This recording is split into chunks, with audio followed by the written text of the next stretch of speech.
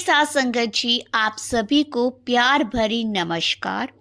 संगत जी, बुढ़ापे में किसके भाग्य में औलाद का सुख नहीं होता। 4 बातें बुढ़ापे में बहुत काम आएगी, इन्हें ध्यान से सुनना। हर किसी के जीवन में बुढ़ापे का आगमन जरूर होता है, चाहे आप अमीर हो या गरीब, बुद्धिमान हो या मूर्ख, सुंदर हो या कुरूप, कमजोर हो या ताकतवर। बुढ़ापा कभी रहम नहीं करता, ये सच्चाई है। और ये सच्चाई है कि बुढ़ापा जब आता है तो नजर मंद पड़ने के साथ साथ बुद्धि भी मंद पड़ जाती है, जिसके कारण इंसान में चिड़चिड़ापन आ जाता है।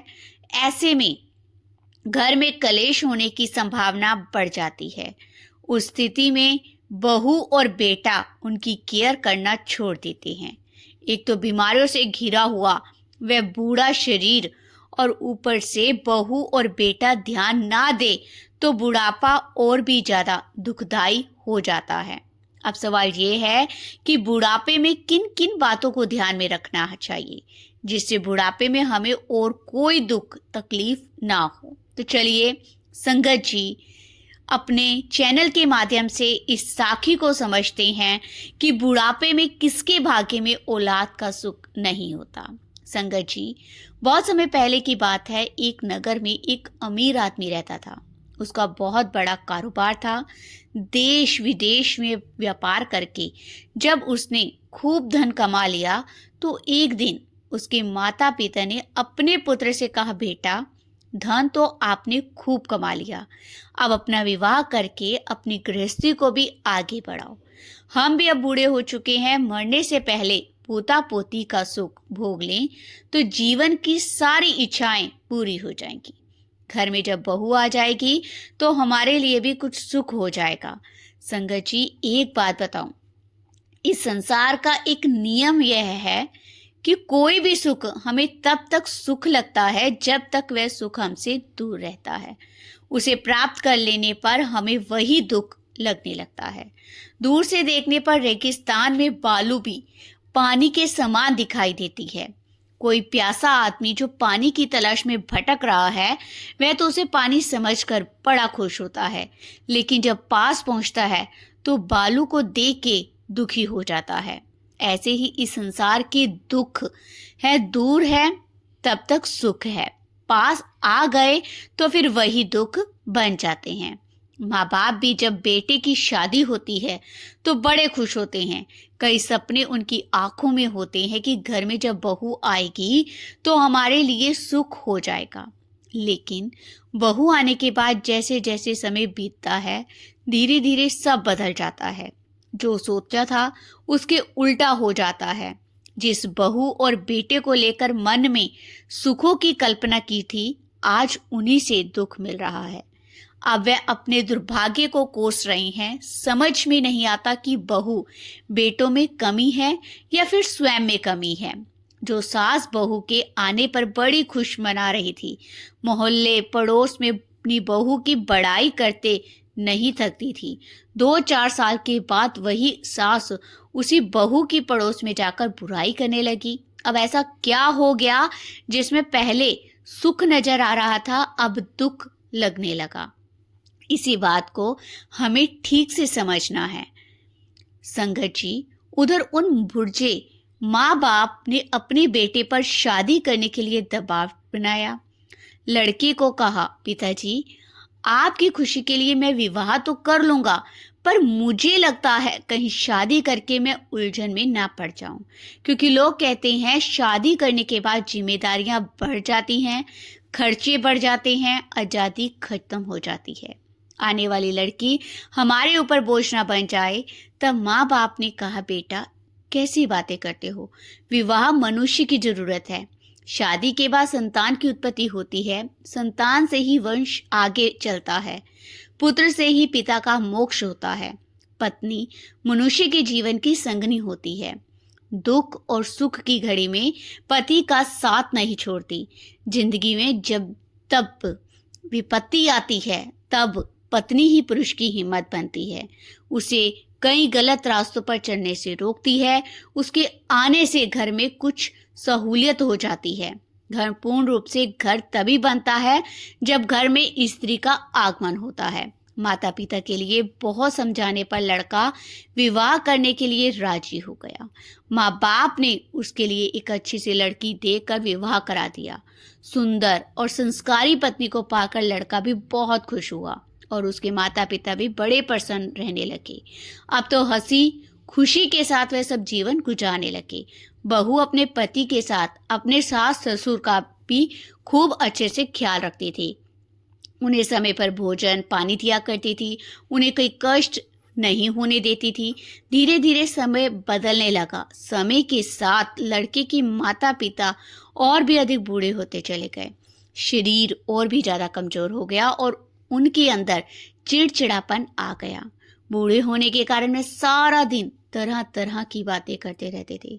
जब भी किसी काम को कहते तो ऐसा लगता जैसे वे गाली दे रहे हैं। उनका ऐसा व्यवहार लड़के की पति को पसंद नहीं आता। वह अपने सासू के स्वभाव से परेशान होने लगी थी। जब भी वह पलटकर जवाब देती थी तो घर में झगड़ा होने लगा। शाम को जब उसका पति घर पर आता तो वह अपने पति को सारी बात बताती थी कि आपके माता पिता किसी न किसी बात को लेकर रोज मुझसे लड़ते हैं। यदि उनका यही हाल रहा तो मैं किसी दिन ये घर छोड़कर चले जाऊंगी। मुझे अब उनकी बातें बर्दाश्त नहीं होती। पत्नी की बात सुनकर लड़का अपने माता पिता को समझाता है कि तुम दोनों अपनी बहू के साथ ऐसा व्यवहार क्यों करते हो। माँ बाप ने कहा, बेटा तुम्हारी पत्नी ही हमसे व्यर्थ में झगड़ती रहती है। हम किसी काम को कहते हैं तो सुनती ही नहीं। 1-2 घंटे हो जाते हैं तब कहीं हमारी बात सुनती है। लड़का जब माँ बाप की बात सुनता था तो वह पत्नी पर आरोप लगाते थे और पत्नी की सुनता था तो वह माँ बाप की गलतियां निकाल कर रखती थी। लड़का बड़ा परेशान हो चुका। आखिर किस में कमी निकाले, किसको समझाए। रोज रोज के झगड़ों से उसकी पत्नी भी तंग आ चुकी थी। कुछ दिन तक तो वह अपने सास ससुर के व्यवहार को बर्दाश्त करती रही, लेकिन जब उससे ये बर्दाश्त नहीं हुआ तो वह अपनी माता पिता के घर रूठ कर चली गई। अपनी पुत्री को जब उधर पिता ने देखा तो वह ससुराल से अकेली आई है तो पिता समझ गया कि जरूर मेरी बेटी अपने ससुराल से लड़कर आई होगी। उन्होंने पूछा, बेटी क्या बात है, तुम दामाद जी के साथ क्यों नहीं आई? अकेले आने का क्या कारण है? तब लड़की ने पूरी बात अपने माता पिता को सुनाई और बोली, पिताजी अब मैंने फैसला कर लिया है कि जब तक मेरे बूढ़े सास ससुर उस घर में रहेंगे तब तक मैं अपनी ससुराल नहीं जाऊंगी। रोज रोज के कलेश से मेरा जीवन नरक बन गया है। वहां रहकर मेरा दम घुटता है। ना मैं मर पा रही हूँ ना मैं जी पा रही हूँ, इसलिए मैं अब वहां नहीं जा पाऊंगी। बेटी की बात सुनने के बाद उसकी माता पिता ने कहा, बेटी तुम आ गई हो तो कोई बात नहीं, ये तुम्हारा ही घर है, आराम से रहो। परंतु हम जानते हैं कि किसी भी लड़की का अपने पिता के घर में गुजारा नहीं होता। जब तक लड़की का विवाह नहीं होता तब तक की बेटी का घर माता पिता का घर, लेकिन जब उसका विवाह हो जाता है तो ससुराल ही उसका असली घर है। इसलिए हम तो यही कहेंगे कि जैसे भी बने दुख तकलीफ को सहन करते हुए तुम्हें अपने घर पर ही रहना चाहिए। प्रत्येक मनुष्य के जीवन में ये बातें होती रहती है, हमें उनसे घबराना नहीं चाहिए।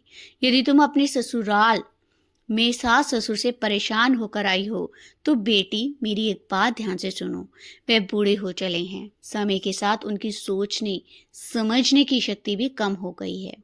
तुम्हें उनकी बातों को सहन करना चाहिए। बूढ़े लोग कुछ भी कह सकते हैं, उनकी बातों पर तुम्हें ध्यान नहीं देना चाहिए। लड़की कहने लगी, पिताजी आपकी बात से मैं सहमत हूँ, लेकिन कहाँ तक बर्दाश्त करूँ? बर्दाश्त करने की भी एक सीमा होती है। यदि वे लोग मुझसे समय पर भोजन मांगते हैं, समय पर किसी कार्य की कहते हैं, मैं नहीं करती तो मेरी गलती है। मैं उनका हर काम समय पर करती हूँ, फिर भी वे लोग मुझसे भला बुरा कहते हैं और मुझे तरह तरह के ताने देकर प्रताड़ित करते हैं। यही नहीं, मेरे बारे में लोगों से तरह तरह की इस तरह की बातें वे गाँव वालों से करते हैं और हमेशा ही मेरे पकाए हुए खाने में नुक्स निकालते रहते हैं। लोगों से कहते हैं हमारी बहू तो खाना बनाना आता नहीं है। वे हमसे लोगों को समय पर भोजन नहीं देती, इसलिए हम दोनों समय से पहले बूढ़े हो गए हैं और उनकी बातों का गांव वाले भी विश्वास कर लेते हैं। अब ऐसे में आप ही बताइए कि मैं उन्हें भोजन क्यों नहीं दूंगी? मैं भला उन्हें क्यों मारूंगी?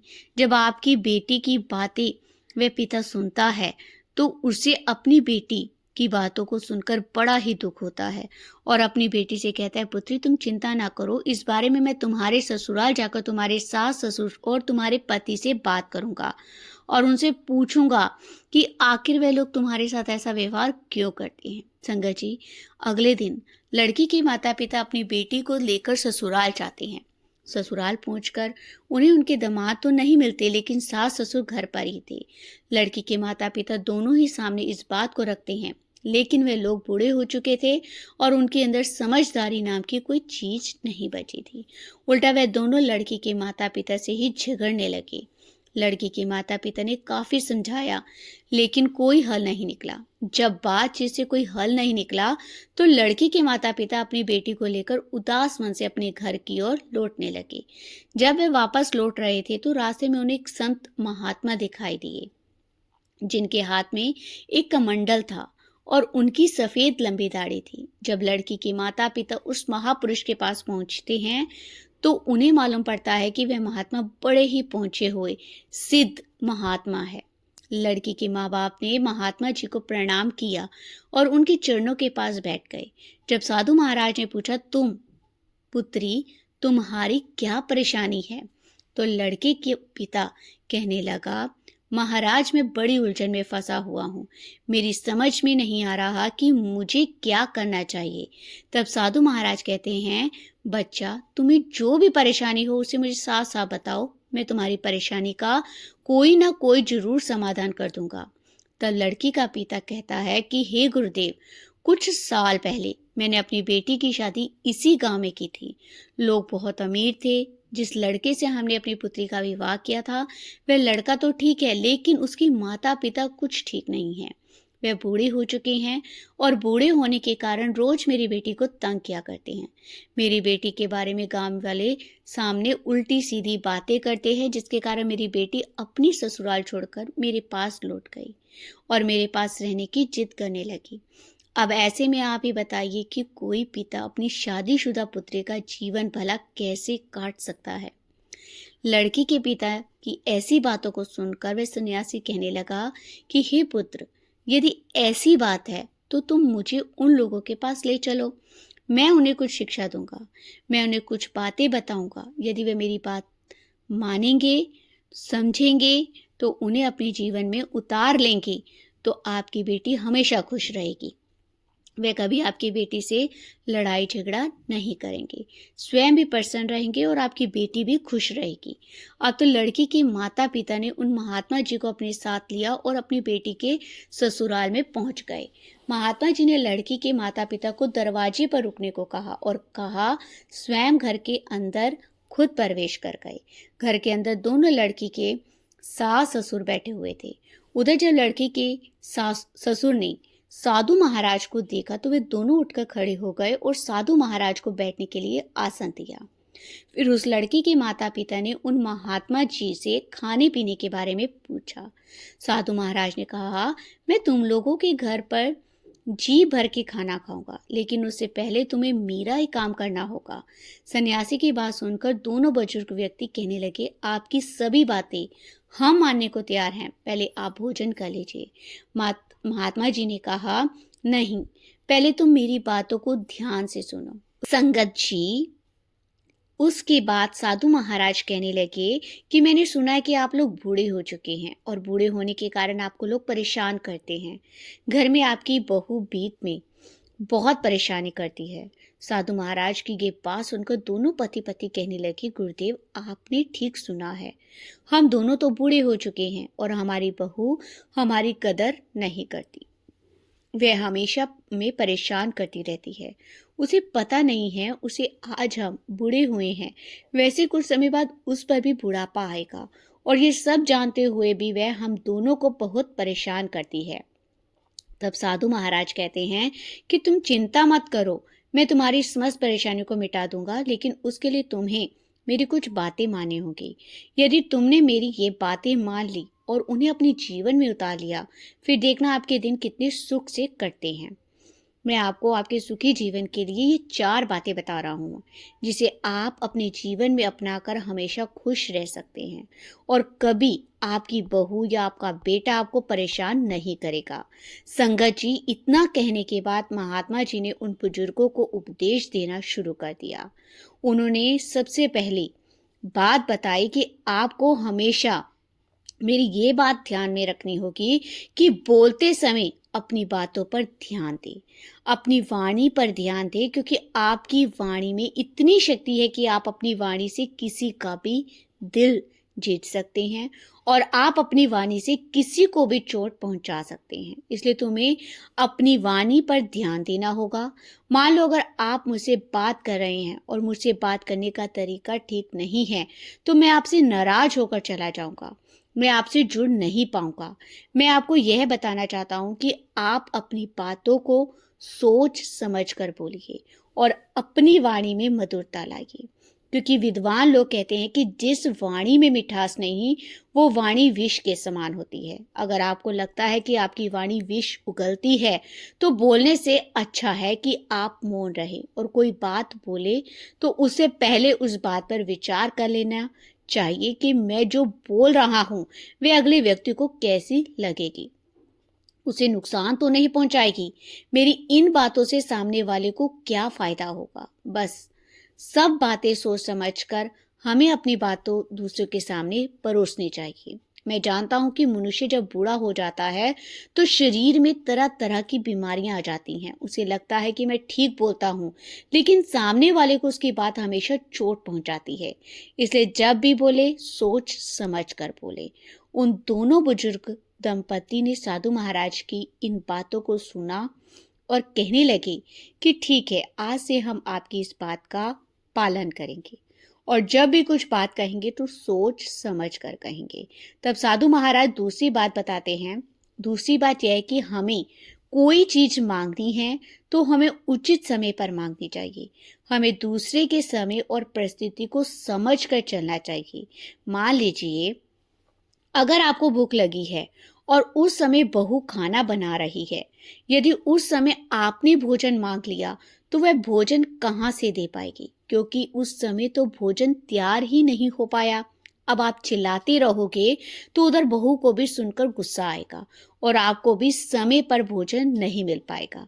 फिर दोनों के बीच झगड़ा होगा। तो हमें ये सोच कर कुछ चीज मांगनी चाहिए कि जिस समय हम मांग रहे हैं वह उस समय उपलब्ध है या नहीं, यह सामने वाला हमें उस वस्तु देने के लिए तैयार है या नहीं। अब मान लीजिए आपकी बहू स्नान कर रही है, उस समय आप किसी वस्तु को मांगते हैं तो उस अवस्था में आपकी बहू आपके द्वारा मांगी गई वस्तु को तुरंत नहीं दे पाएगी। अब यदि वह स्नान करने के बाद आपको वह वस्तु पहुंचाएगी तो आपको बड़ा बुरा लगेगा कि मैंने जब मांगा तो नहीं दिया, इतनी देर बाद आई है, अब तो यह मेरी बातों को अनसुना करती है। यही सब बातें सोचकर आपको क्रोध आएगा और घर में टकरार होनी शुरू हो जाएगी। आपको यह समझना होगा कि बुढ़ापे में और जवानी में अंतर होता है। जवानी में हम सामर्थ्यवान होते हैं, जो चीज चाहिए वे स्वयं पा सकते हैं, लेकिन बुढ़ापे में हम दूसरों के सहारे हो जाते हैं और दूसरा व्यक्ति पहला अपना काम करता है, बाद में आपकी सुनता है। यदि कोई किसी काम में व्यस्त है, उसके बाद ही वह आपका कोई वस्तु लाकर देगा। इसलिए दूसरी बात यह है कि आपको हमेशा धैर्य बनाकर रखना चाहिए। कई बार यह भी हो जाता है कि आपकी बहू किसी काम में बाहर गई है, घर के में नहीं है, आप कोई चीज मांग रहे हैं तो आपकी आवाज उसके कानों तक नहीं पहुंच पा रही। ऐसे में आपकी बहू आपको वह वस्तु नहीं दे सकती।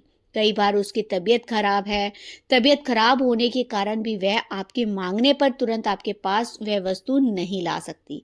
ऐसे में आपको उस बात को लेकर कभी नाराज नहीं होना चाहिए। अब आप कहोगे कि आपकी बहू आपकी बातों को सुनती नहीं, वह भला कैसे सुनेगी? बीमार व्यक्ति एकदम से कोई काम नहीं कर सकता। इसलिए आपको समय और परिस्थितियों को समझना चाहिए कि हम कब क्या चीज मांग रहे हैं और जिससे मांग रहे हैं वह उस समय देने की स्थिति में है या नहीं। संगत जी, महात्मा जी की ये दूसरी बात उन बुजुर्ग दंपति ने बड़े ही ध्यान से सुनी और कहा, महाराज जी, आज से हम यह भी बात ध्यान रखेंगे, हम जब भी कोई चीज मांगेंगे तो पहले देख लेंगे कि हमारी बहू वह वस्तु देने की स्थिति में है या नहीं, वह तभी मांगेंगे। संगत जी, तब साधु महाराज कहते हैं कि अब मैं तुम्हें तीसरी बात बताता हूँ। कई बार भोजन में कमी हो जाती है, भोजन आपके मन के मुताबिक नहीं बन पाता, तो उस समय खाना बिगड़ जाने पर उसे झगड़ना नहीं चाहिए। मान लो आपकी बहू खाना बना रही है और उसका ध्यान कहीं और चला गया, क्योंकि घर गृहस्थी में बहुत सारे काम होते हैं। ऐसे में खाना बनाते समय नमक कम या ज्यादा हो सकता है, मिर्च कम या ज्यादा हो सकती है, रोटी जल भी सकती है और उसमें वही भोजन आपके आगे परोस दिया। आपके उस भोजन को चखा और चखते ही आप मुंह बनाने लगे और कहने लगे, भोजन में तो स्वाद ही नहीं, तरह तरह के नुक्स निकालने लगे। इससे आपके शब्द आपकी बहू को बहुत बुरे लगेंगे, वह अपना अपमान समझेगी, आपकी बातें उसे ठेस पहुंचाएगी। भाई, गलतियां तो सबसे हो जाती है। जब आप लोग जवान थे तो भोजन बनाते समय आपसे भी भूल हुई होगी, तो क्या आपके माता पिता ने आपके साथ ऐसा व्यवहार किया था? मान लो अगर आपके माता पिता ने आपके साथ ऐसा व्यवहार किया होगा तो उस समय आपको कैसा लगा होगा। इसलिए हमें दूसरों के काम में कमी निकालने से बचना चाहिए। चाहे कोई स्त्री हो या पुरुष, गलतियां सभी से होती है।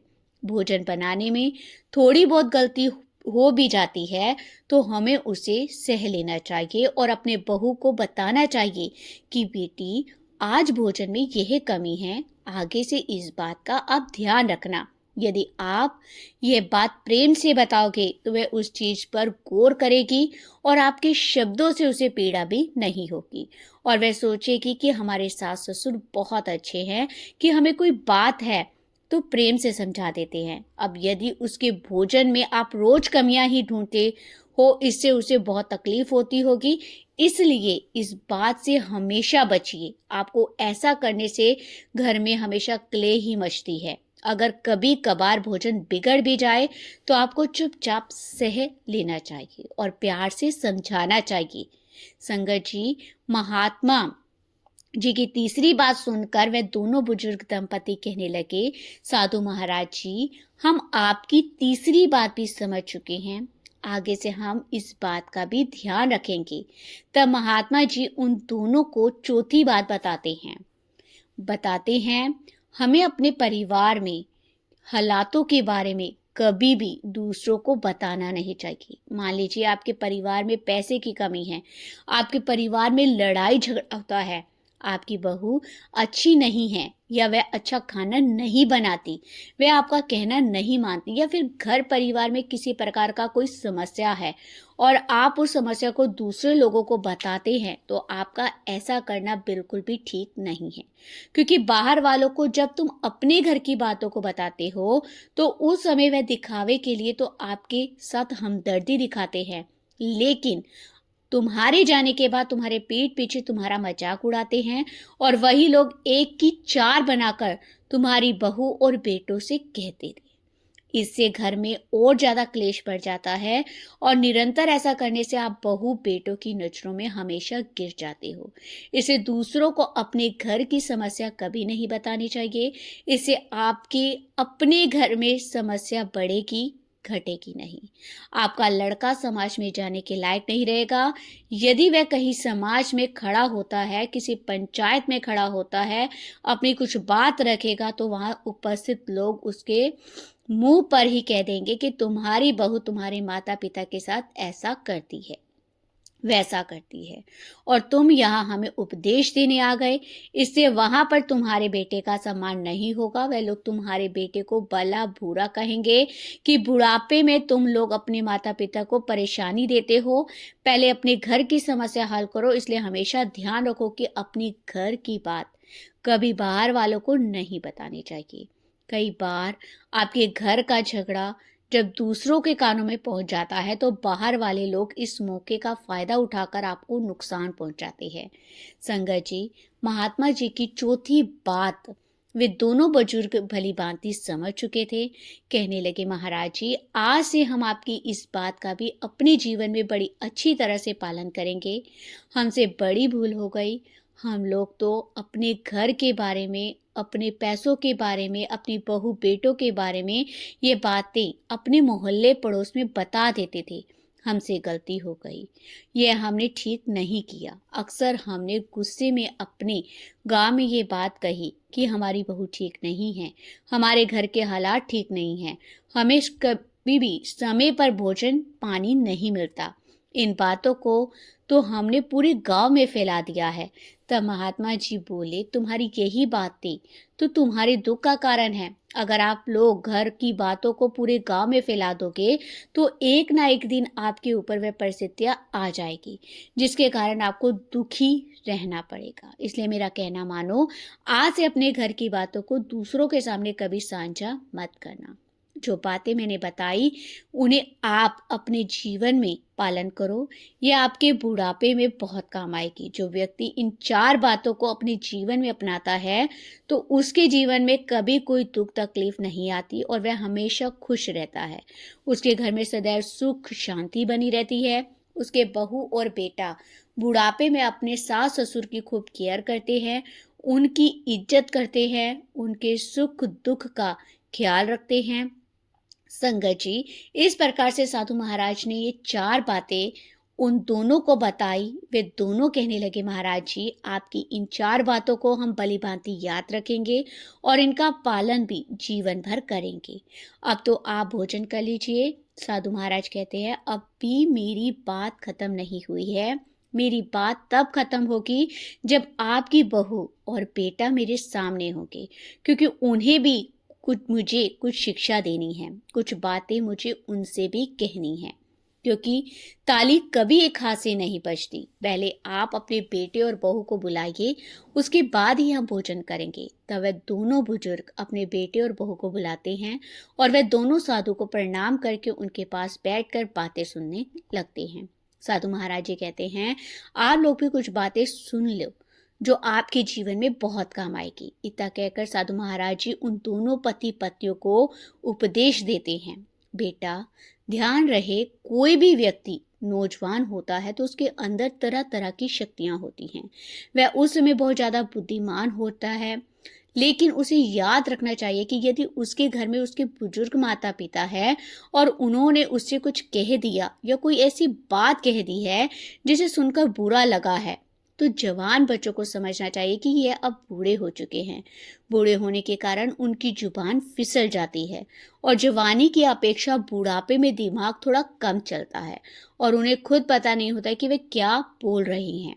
उनकी इन बातों को लेकर कभी चिंता नहीं करनी चाहिए और ना ही उन पर ज़्यादा ध्यान देना चाहिए। बूढ़े लोग हैं, कुछ भी बोल सकते हैं। जो भी व्यक्ति उनकी बातों को दिल से लगा लेता है वह हमेशा परेशान रहता है। दूसरी बात, मान लो आपके माता पिता ने आपको डांट दिया या कोई दिल को ठेस पहुंचाने वाली बात कह दी या बिना बात के तुमसे झगड़ा करने लगे या आपकी पत्नी से कह दिया कि भोजन ठीक नहीं बना, तो आप लोगों को पलटकर जवाब नहीं देना। उनकी बातों को ध्यान से सुन लेना है। आपको सोचना है कि हमारी किसी गलती की वजह से भोजन बनाने में कोई कमी हुई होगी, तो हमें पहले उस कमी को सुधारना है। अगर भोजन बनाने में कोई कमी नहीं रही तो चुपचाप उनकी बातों को सहन कर लेना है, क्योंकि बुढ़ापे के समय में वह कुछ भी कह सकते हैं और ऐसा भी नहीं कि बुढ़ापे में वह हमेशा गलत बात ही बोलेंगे। अगर आप लोग कोई गलत कार्य करते हो तो वो जरूर रोकेंगे, क्योंकि आप लोगों से ज़्यादा वे जिंदगी जी चुके हैं। उनके पास जीवन का अनुभव है। उन्हें ज़्यादा पता है कि कौन सा कार्य आपके हित में है और कौन सा आपके अहित में। यदि वे अपने अनुभव को आपको किसी कार्य के लिए रोकते हैं तो उनकी बातों को भी बुरा नहीं मानना चाहिए। उन्हें पता है कि क्या करने से आपका फ़ायदा होगा और क्या करने से आप मुसीबत में पड़ जाओगे। बेटों को भी सोचना चाहिए कि माता पिता बुढ़ापे के समय में कुछ भी कह सकते हैं, हमें उनकी बातों का बुरा नहीं मानना चाहिए, क्योंकि बूढ़े व्यक्ति की बुद्धि में और छोटे बच्चे की बुद्धि में ज़्यादा अंतर नहीं होता। यदि वह हमसे लड़ते हैं या कुछ कहते हैं तो हमें सह लेना चाहिए। उनसे झगड़ना कभी नहीं चाहिए। अगर हम उनसे झगड़ते हैं तो जिंदगी भर परेशानियां और बढ़ती चली जाएंगी। कई बार जब माँ बाप बूढ़े हो जाते हैं और उनकी जुबान ज़्यादा चलने लगती है तो उसे तंग आकर बहू और बेटा सोचते हैं कि उन्हें किसी अनाथ आश्रम में छोड़ देते हैं।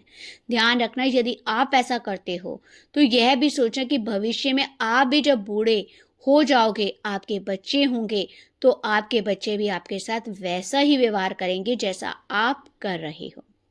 हमें अपने बूढ़े माता पिता की वजह से चाहे लाख परेशानी हो, हमें उनका हमेशा ख्याल रखना चाहिए।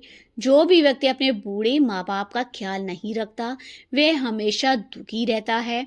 और यह बात भी सुन लो, अगर आपके माता पिता से कोई भूल हो गई है, उन्होंने किसी को कुछ कह दिया है या तुमसे छुपाकर किसी को पैसे दिए हैं या उनसे कोई बड़ी भूल हो गई है, तो ऐसा नहीं कि आप अपने माता पिता को उल्टा सीधा बोलने लगो। उसके विपरीत आपको उन्हें प्यार से समझाना चाहिए कि देखो, आपने इतनी बड़ी गलती कर दी जिसके कारण हमें नुकसान हो गया। आगे से आप इस बात का ध्यान रखना। अपने माता पिता को प्यार से समझाओगे तो वह समझ जाएंगे। उन्हें मारना, पीटना या गाली देना बदतमीजी होगी। जो लोग ऐसा करते हैं वे अपने जीवन में याद रखना कि एक दिन पूरी तरह से बर्बाद हो जाते हैं। बहुओं को ये सोचा जाए कि कभी कभी ससुर छोटी मोटी बात कह देते हैं, लेकिन घर की स्त्रियां छोटी सी बात को बढ़ा चढ़ाकर अपने पति को बताती है, रोने लगती है और अपने मायके में भी उन्हीं छोटी मोटी बातों को बढ़ा चढ़ाकर अपने माता पिता को भड़काती हैं, जिससे अफवाह फैलती है कि वह छोटी सी बात बड़ी समस्या का रूप ले लेती है। प्रत्येक बहू को इस बात का ध्यान रखना चाहिए कि वह अपनी ससुराल की बात अपने मायके में तब तक ना बताए जब तक कि वह बहुत गंभीर ना हो जाए। इतना कहने के बाद साधु महाराज जी वहां से चलने वाले थे, लेकिन पति पत्नी जो बूढ़े हो चुके थे उन्होंने कहा कि साधु महाराज जी, आपको ये वादा तो याद है ना जो आपने आते समय किया था। साधु महाराज कहने लगे, आप लोग मेरे सामने यह निश्चय करो कि आज से आप लोग अपनी बहू और बेटे को कभी परेशान नहीं करोगे। लड़की के सास ससुर ने कहा, महाराज जी, हम आपको वचन देते हैं आपकी बातों का अनुसरण करेंगे। संगत जी, उसके बाद साधु महाराज जी बेटा और बहू से वचन लिया कि आज के बाद वह भी अपनी तरफ से बूढ़े माँ बाप को कोई तकलीफ नहीं देंगे। यह वचन लेने के बाद साधु महाराज जी ने कहा कि पहले आप अपने वचनों का पालन करो। जब तुम्हारे घर में सुख शांति आ जाएगी, हम तभी तुम्हारे घर में भोजन करेंगे। इतना कहकर वह सिद्ध महात्मा खड़े हो गए और अपनी कुटिया के लिए चले गए। लड़की के माता पिता ने भी अपनी संधि से इजाजत ली और वह भी अपने घर को लौट गए।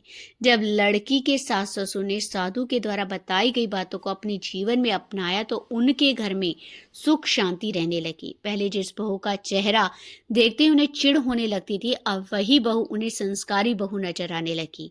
बहू भी अब अपने सास ससुर का अच्छे से ख्याल रखने लगी। वह इस तरह से व्यवहार करने लगी जैसे वह उसके सास ससुर ना हो बल्कि उसके सगे माता पिता हो।